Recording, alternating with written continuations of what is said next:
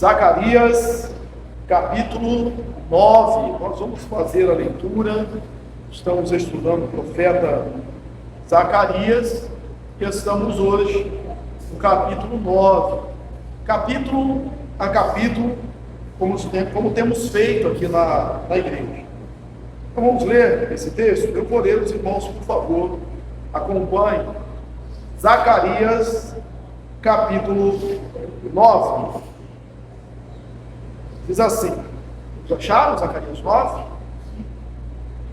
Amém. Diz assim: já pronto, né? Parabéns, isso aí.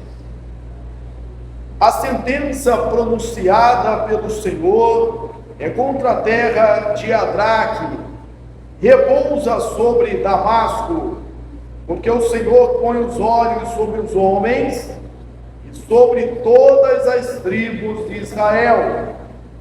Também repousa sobre Amate, que confina com ele, sobre Tiro e Sidom, cuja sabedoria é grande. Tiro edificou para si fortalezas e amontoou prata como pó e ouro, como a lama das ruas. Eis que o Senhor a despojará, precipitará no mar a sua força, e ela será consumida pelo fogo. Ascalon verá e temerá, também Gaza, e terá grande dor, igualmente Ecrom, porque a sua esperança será iludida. O rei de Gaza perecerá, e Ascalon não será habitado. Povo bastardo habitará em Asdod, e exterminarei a soberba dos filisteus. Da boca desses tirarei o sangue dos sacrifícios idólatras, e dentre os seus dentes tais abominações. Então ficarão eles como um restante para o nosso Deus, e serão como chefes em Judá, e Hebron como Jebuseu. Acampar-me-ei ao redor da minha casa para defendê-la contra as forças militantes, para que ninguém passe, nem volte, que não passe mais sobre eles o opressor, porque agora vejo isso com os meus olhos. Alegra-te muito, ó filha de Sião, exulta, ó filha de Jerusalém, eis aí vem o teu rei, justo e salvador, humilde, montado em um jumento, jumentinho, cria de jumento. Destruirei os carros de Efraim e os carros de Jerusalém, e o arco de guerra será destruído. Ele anunciará paz às nações, o seu domínio se estenderá de mar a mar, desde Eufrates até as extremidades da terra. Quanto a ti, Sião, por causa do sangue da tua aliança, tirei os teus cativos da cova que não havia água. Voltai à fortaleza, ó presos de esperança. Também hoje vos anuncio que tudo vos restituirei em dobro. Porque para mim curvei Judá como arco, e o enchi de Efraim. Suscitarei a teus filhos, ó Sião, contra os teus filhos, ó Grécia, e te porei, ó Sião, como a espada de um valente. O Senhor será visto sobre os filhos de Sião, e as suas flechas sairão como relâmpago. O Senhor Deus fará soar a trombeta, irá como o redemoinho do sul. O Senhor dos exércitos os protegerá. Eles devorarão os fundibulários e os pisarão. Também beberão deles o sangue como vinho, encher-se-ão como bacias do sacrifício, e ficarão ensopados como os cantos do altar. O Senhor, seu Deus, naquele dia os salvará, como ao rebanho do seu povo, porque eles são pedras de uma coroa, resplandecem na terra deles. Pois quão grande é a tua bondade, quão grande a sua formosura. O cereal fará florescer os jovens e o vinho às donzelas. Amém? Irmãos, esta é a segunda parte do livro do profeta Zacarias. Aqui, no capítulo 9, nós temos início a segunda parte do profeta Zacarias. Do capítulo 1 ao capítulo 8, nós vemos uma palavra de esperança, uma palavra de encorajamento da construção do templo. Há uma diferença grande de estilo do capítulo 9 ao capítulo 14. O capítulo 1 ao 8 ele é bem datado, como a gente já viu aqui. Capítulo 8 ao 9 não tem uma datação. Alguns interpretam de maneira simbólica, que parte fala do reino da Grécia, outro de Roma, e a última parte dos últimos dias de Israel como nação. Bem, os liberais, a maioria deles, defende, totalidade na verdade, que é impossível que tenha sido Zacarias que escreveu a segunda parte do livro, porque ela está falando de um período muito posterior a Zacarias, que a gente vai ver aqui, está se referindo à Grécia. Zacarias vive lá no reino, rei Dario, rei dos Medo-Persas. Então, o texto fala de um tempo posterior.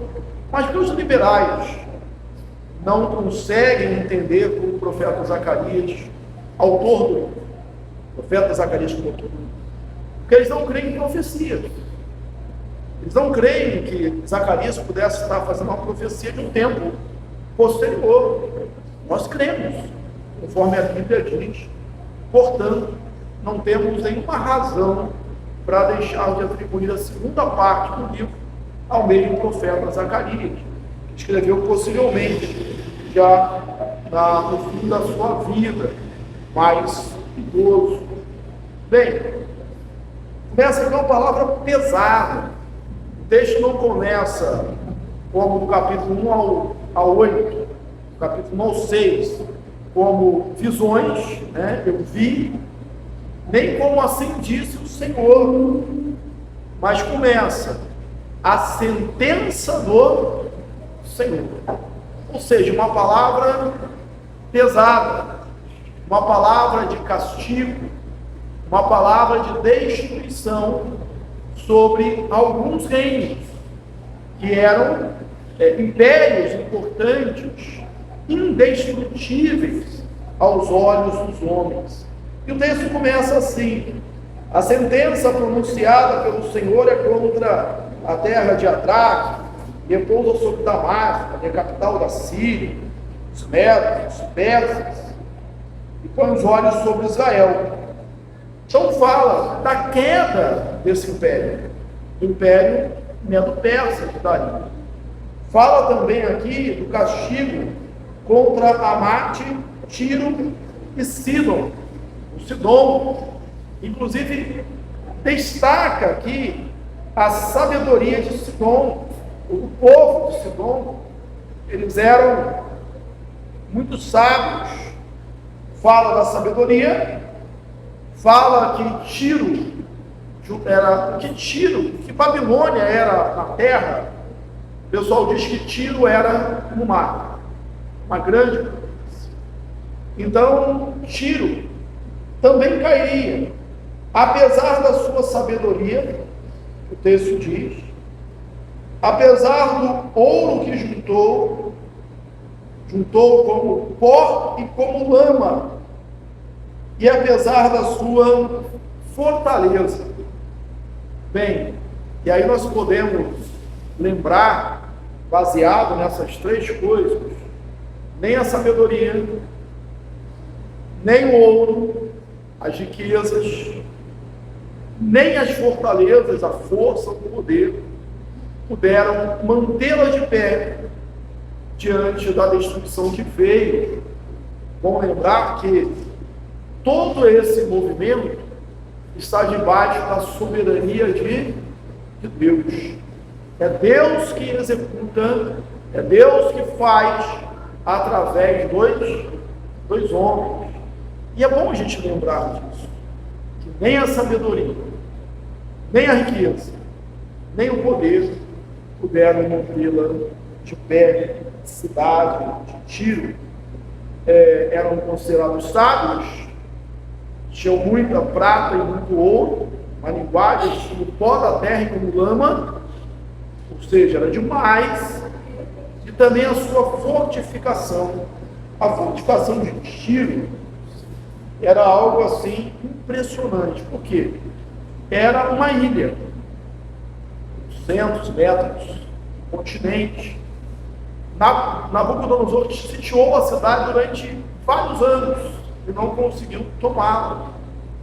Mas até que começou a marchar Alexandre da Macedônia, Alexandre Grande, Alexandre Magno, Alexandre Grande, Alexandre Magno, mesmo. Alexandre, Magno significa também grande. Bem, então Alexandre começou a marchar e venceu numa batalha o rei Dario, tomando ali, se tornando rei também dos medos persas, despojando ali aquele império persa. Como que ele conseguiu conquistar a cidade de Tiro? Ele fez um dique, uma ponte do continente até a cidade. E além dessa barreira física, dessa barreira natural, a cidade tinha uma muralha de cerca de 50 metros de altura, mas ainda assim caiu diante de Alexandre o Grande. Então essa primeira parte aqui vai falar que esses reinos caem, que eles não duram para sempre, apesar da sua grande força, Então, a segurança de Israel não estaria nos medos persas, não estaria na Síria, não estaria nesses povos, porque eles podiam pensar nisso. Ora, quem assinou o decreto para depois, cerca de 70 anos de cativeiro, de exílio babilônico, eles voltarem para Jerusalém? Foi por força? Foi por violência que eles fizeram isso? Não, foi porque Deus moveu o coração de Ciro, o imperador, e eles voltaram assim, sem guerra, por um decreto. Neemias recebe cartas do rei para edificar, para ter madeira. E aí, o povo podia pensar: nós devemos isso ao Império Medo-Persa, nós devemos isso a essas nações. Então nós temos que estar alinhados a essas nações. Irmãos, as nações, os povos, toda a estrutura humana, Deus pode usar tão somente como instrumento das suas mãos. Nós, o povo de Deus, precisamos lembrar que o nosso socorro vem do Senhor, que o nosso auxílio é o Senhor, que não é se apegando a homens, ou a nações, ou a sistemas, que nós vamos sobreviver ou vencer. é nos apegando ao Senhor. Ele é o nosso Deus. Há uma história bastante interessante, resumida aqui no livro apócrifo de 1 Macabeus, 1 e 2 Macabeus, que é dessa época predita aqui, né? Alexandre tomou posse, né, conta de muitos impérios, e tem uma história que diz que ele, ao entrar em Jerusalém, não tomou Jerusalém. É o que a gente vai ver aqui sobre a proteção de Deus à cidade de Jerusalém. Olha o versículo 8. Versículo 8 em diante, a gente deixa de ver essa punição dos povos, enquanto havia grande devastação ao redor, ninguém conseguia deter Alexandre o Grande. Jerusalém estava protegido. Jerusalém estava em paz.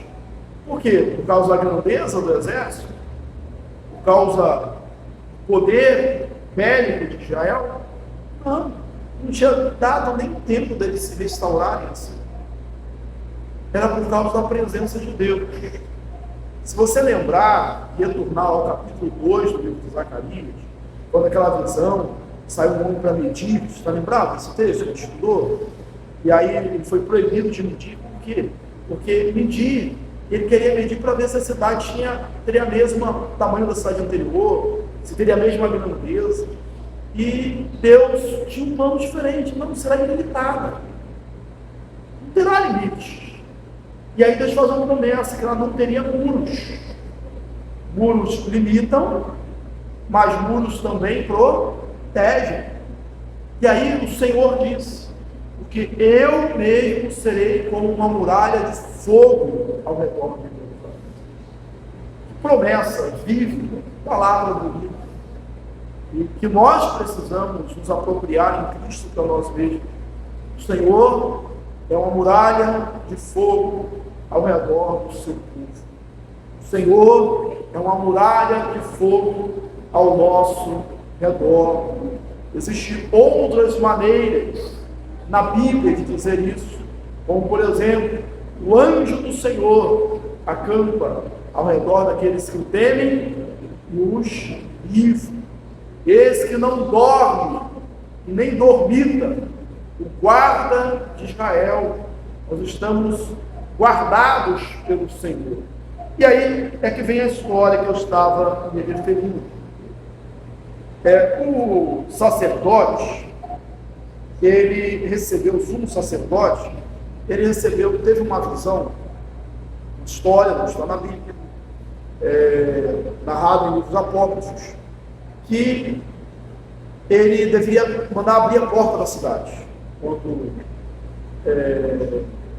Alexandre chegasse com seu exército. E todo o povo da cidade devia se vestir de branco, estaria em procissão, o sacerdote com sua vestimenta, escrito ali na testa, santo, santidade do Senhor. E diz que quando o Alexandre entrou, ele parou e foi marchando sozinho, e se prostrou diante do sacerdote, ele ficou impressionado pela cena. E o seu exército ficou estarrecido. O seu general perguntou para ele o que ele estava fazendo. Ele falou assim: não, quando eu estava, eu não lembro agora a cidade, uma das cidades de Damasco, ele teve uma visão. Ele estava perguntando como eu vou me tornar senhor do mundo, como eu vou vencer a Pérsia. E ele recebeu uma visão de Deus, que Deus daria vitória para ele. E era exatamente aquela cena que ele via na sua visão. E aí ele não tomou a cidade de Jerusalém. Conta-se isso, pelo menos naquele tempo. Eu vou ler aqui um trecho do livro de 1 Macabeus, fala um pouco desse período, que diz assim: aconteceu que Alexandre, macedônio, filho de Felipe, que já era senhor de Elade, tendo saído da terra de Cetim, depois de vencer e de desbaratar Dario, rei dos persas e dos medos, tornou-se rei em seu lugar. Avançou até as extremidades do mundo, tomou os despojos de uma multidão de povos, e a terra silenciou diante dele. Você não tinha nenhuma resistência. Assim, exaltado, seu coração se elevou, recrutou um exército sobremaneira poderoso, submetendo províncias, nações, soberanos, e se tornaram seus tributários. Depois de tudo isso, ficou doente e percebeu que ia morrer. Convocou então os seus oficiais, os nobres que tinham com ele convivido desde a mocidade, e estando ainda em vida, repartiu entre eles o seu reino. Alexandre havia reinado por 12 anos quando morreu. Seus oficiais tomaram o poder, cada qual no lugar que lhe coube. Todos cingiram diademas após a sua morte. Depois dele, seus filhos, durante muitos anos, e multiplicaram os males. Alexandre dividiu o seu reino em através de seus 4 generais, e uma dessas partes ficava ali justamente Israel.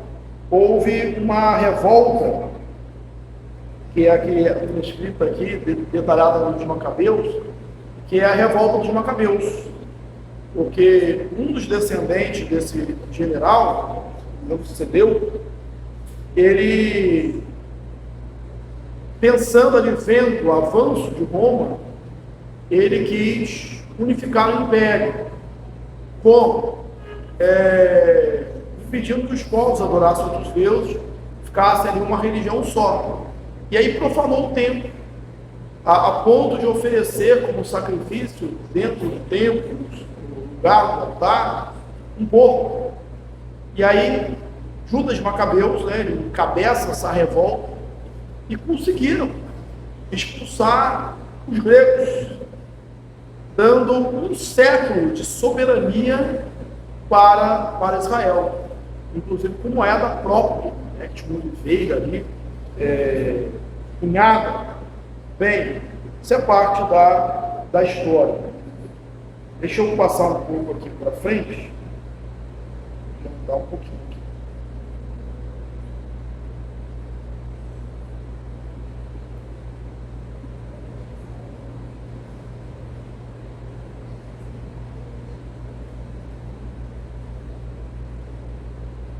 Vamos ver aqui a partir do versículo 9, da segunda parte do texto, um texto messiânico. Falamos que o profeta Zacarias é um profeta messiânico. Depois de Isaías, é o profeta mais citado do Novo Testamento. Esse texto aqui é um deles. Alegra-te muito, ó filha de Sião, exulta, ó filha de Jerusalém. Eis aí vem o teu rei, justo e salvador, montado em jumento, um jumentinho, cria de jumento. A gente pode destacar alguns pontos aí. O primeiro dele, em relação ao rei, o caráter desse rei que vem, em primeiro lugar, a gente destaca aí o caráter desse rei. Há um grande contraste. A gente até agora falou de Alexandre o Grande, Alexandre Magno, conquistador, Macedônia. Você podia estar perguntando, mas por que falar tanto de Alexandre? É porque o texto se refere à profecia à Grécia, a ele. Bem, só que há um contraste entre esse rei conquistador e o rei conquistador, entre Alexandre e o rei Messias profetizado aqui, que a gente sabe que é Jesus. Se ele vem num cavalo, um corcel, fogoso, conquistando, dominando, subjugando os povos, Jesus não vem assim. Jesus, ele vem de uma maneira humilde. O seu poder, o seu reino, a sua conquista é diferente.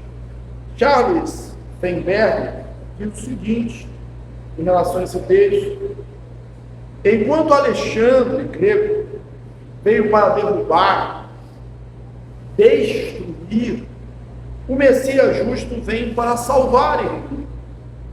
O rei terreno vem com pompa e orgulho. O Senhor do céu vem montado num humilde jumentinho. Ele é justo, ele é benevolente, ele é humilde. Como descrito aqui: alegra-te muito, ó filha de Sião, exulta, ó filha de Jerusalém, eis aí veio o teu rei, justo, salvador, humilde, montado num jumentinho. Justo, salvador, humilde, não vem destruir, ele vem salvar. Pink, outro teólogo, ele observa que aqueles a quem ele escolheu para serem seus embaixadores mostra também esse caráter humilde. Ele não escolheu sábios, eruditos, nem guerreiros, mas humildes pescadores, gente do povo. Ele não procurou ricos, ele teve no meio da sua amizade, ele foi amigo de publicanos em pecadores. Mas se a gente exalta aqui o caráter, a gente exalta também a natureza do reino. Vamos ver aí o versículo de número 10.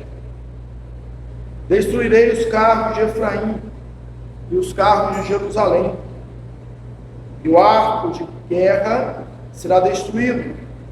Ele anunciará paz às nações, e seu domínio se estenderá de mar a mar, desde Eufrates até a extremidade da terra. Para falar da natureza do reino nesse texto, você vai ter que lembrar aqui de destacar aqui duas coisas: Efraim e Jerusalém, e reino de mar a mar. Se você acompanha bem o estudo bíblico, se você ler a Bíblia de maneira metódica, você sabe que a gente falar de Efraim aqui nesse contexto aqui, ele é um anacronismo, ou seja, está fora de tempo, está fora de lugar. Por quê? Porque o reino de Israel foi dividido ali depois da morte de Salomão, você sabe disso. Duas tribos, a saber, Judá e Benjamim, ficaram fiéis à dinastia de Davi. E as outras 10 tribos do norte se dividiram. Se tornou o reino do norte. O reino do norte foi levado primeiro ao cativeiro em 720 a.C.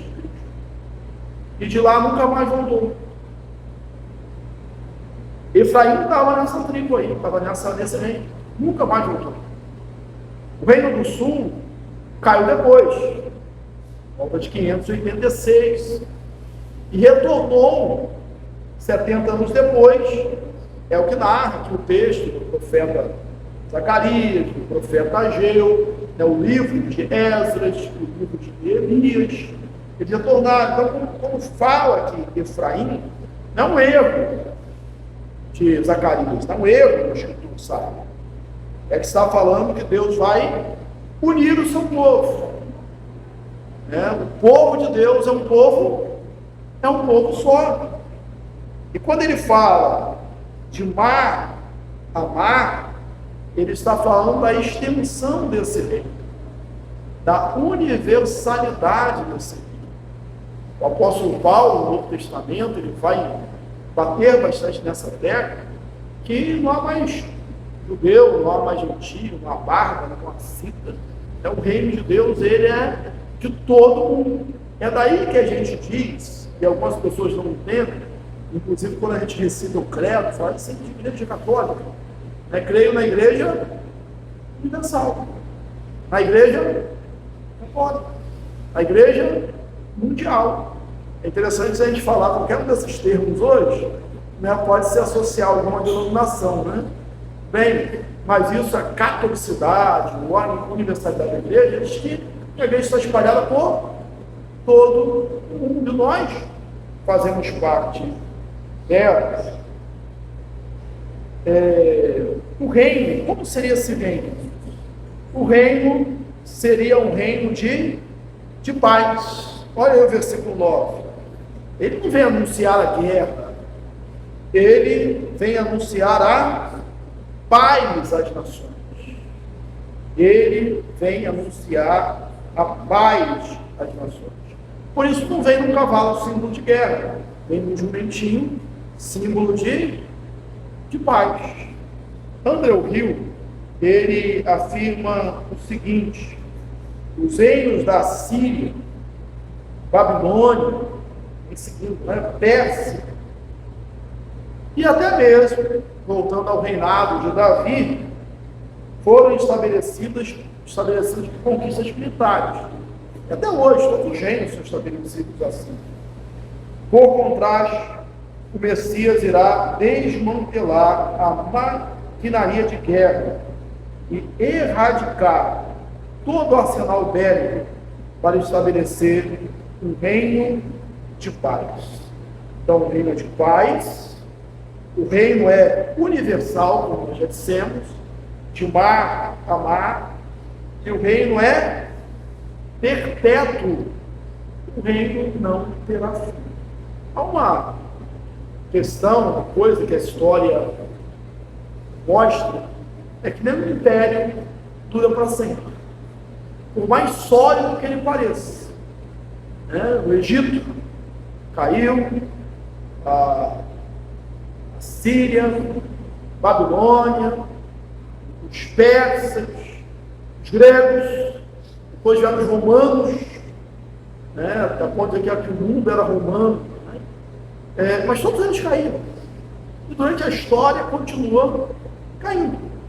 Não fica. Mas o reino de Deus, o reinado de Jesus, não terá fim. É um reinado perpétuo. No versículo 9 e 10, que nós estamos aqui vendo, nós vemos também a bênção do seu reino. Vou voltar ao versículo 9. Como começa o versículo 9? Alegra-te muito. A bênção do reino, ela tem a ver com alegria, tem a ver com felicidade. O reino de Deus tem a ver com isso. Lembro lá da epístola de Paulo aos Filipenses, é uma carta, uma das cartas da prisão de Paulo, é conhecida como a epístola da alegria, mesmo ele estando preso. E ele diz lá: alegrai-vos no Senhor. É que o crente entende e fala: outra vez vos digo, alegrai-vos. Seja a vossa moderação conhecida de todos, porque perto está o Senhor. Então a bênção do reino tem a ver com alegria, mas tem a ver também com uma segurança inabalável. Até para a gente lembrar do Salmo 125, te confiam no Senhor, são como o monte de Sião, não se abala, firme para sempre. Versículo 10 nos mostra isso também. Destruirei os arcos de Efraim e os cavalos de Jerusalém, e o arco de guerra será destruído. Ele anunciará a paz às nações, o seu domínio se estenderá de mar a mar, desde o Eufrates até a extremidade da terra. O povo que estava no cativeiro estava ali sem esperança. Eu não sei se você percebeu na leitura, tem uma expressão aqui que ela chama a atenção, que é prisioneiros de esperança. Deixa eu ver se eu acho aqui, se alguém achar na minha frente, pode falar. 12, né? Obrigado. Voltai à fortaleza, ó presos de esperança. Também hoje vos anuncio tudo vos restituirei em dobro. prisioneiros de esperança. Eles estavam como numa cova, estavam presos. Quem eram esses prisioneiros de esperança? Quem eram esses prisioneiros de esperança originários? Quem eram eles? Você já tinha ouvido essa expressão, prisioneiros de esperança? Eu confesso também que não. Prisioneiros, quem eram eles? Já falamos diversas vezes aqui que quando Ciro, rei da Pérsia, assinou ali o decreto, o título de libertação, de autorização para os exilados voltarem, nem todos voltaram. Porque, como bem disse Neemias, ou melhor, Anani, quando veio dar o relatório, Neemias perguntou: como está lá o povo? Os muralhas são destruídas, o povo está em desolação e grande miséria. Eles tinham voltado para uma terra, uma cidade, mas uma cidade que estava destruída, ninguém queria ir para lá. Eu, de vez em quando, ouço aí pela TV, alguns jornais, não sei se é verdade, também não tenho, assim, me aprofundei, porque não tenho interesse, mas tem lugares do mundo, que parece que o pessoal da casa e paga para o pessoal ir morar lá. Lugares estão assim está acabando o lugar, Então o governo está chamando imigrante para morar lá, porque não tem gente. Aí você pensa, se estão pagando para morar lá, é porque não deve ser muito bom. É um pensamento que vem na minha cabeça. Então, caras ainda pagam para eu ir, bem, viu,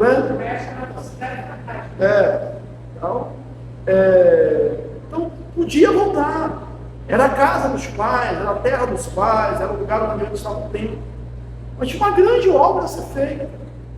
No momento, o que eles tinham ali era miséria, era desolação. Aqui o tempo já passou, e os muros já estão fechados, o templo já está construído. E aqueles que ficaram, que estavam bem estabelecidos, talvez seguros, achando que estavam seguros no Império Persa, eles são chamados de prisioneiros de esperança. Eles ficaram lá, não queriam voltar. E aí o profeta está dizendo que agora é a hora de voltar. Está dizendo, o tempo é outro. E olha, a segurança não está na Pérsia, a segurança agora está em Jerusalém. Vocês precisam voltar. Em segundo lugar, que além eles serem restaurados, aqui dessa condição que estavam numa cova, eles sabem do preço da sua libertação. E aqui a gente tem uma linguagem neotestamentária, toda a Bíblia, na verdade, que foi a razão do preço. Quanto a Tícia, por causa do sangue da aliança. É isso que está escrito aí. Por causa do sangue da aliança, tirarei os teus cativos da cova em que não havia água. Por que Deus agiria assim? Por que Deus restauraria? Por causa do sangue da aliança. Aliança os alcançou. Uma aliança que veio desde Abraão, uma aliança de sangue que foi renovada em Moisés, uma aliança de sangue foi bem exposta ali na saída do povo cativeiro egípcio. Só sobreviveu quem estava dentro da casa com a marca do sangue do cordeiro. Isso é pertinente a gente ter em mente, porque a segurança está no Senhor. Podemos voltar até um pouquinho mais. O dilúvio veio. Alguma força, algum poder, alguma ação humana poderia impedir o dilúvio? A resposta, não. Mas quem foi salvo? Quem estava dentro da arca. O anjo da morte no Egito passou. Não tinha força, não tinha poder, não tinha ferrolhos, não tinha tranca em porta, não tinha homem forte para proteger, que impedisse que o anjo da morte passasse. Mas em algumas casas ele não entrou. Quais eram essas casas? O que essas casas tinham diferente? A marca do sangue do Cordeiro, um antítipo, melhor, um tipo de Cristo, um tipo de Jesus, a marca do sangue do Cordeiro. Então, quem estava na arca sobreviveu, quem estava debaixo da marca do sangue sobreviveu, quem está sob a proteção de Deus vai sobreviver. Eles têm aqui, eles falam da libertação, sabe que o tempo está acabando. O profeta chama esses judeus, eu estou lendo aquilo que eu já falei, que preferiram ficar na Babilônia depois do fim do exílio, em vez de voltar, que esses prisioneiros de esperança. Os prisioneiros de esperança podem ser libertos. Há uma oportunidade para eles. Pode voltar. E de certa maneira hoje, todos nós somos também, de certa forma, prisioneiros de esperança.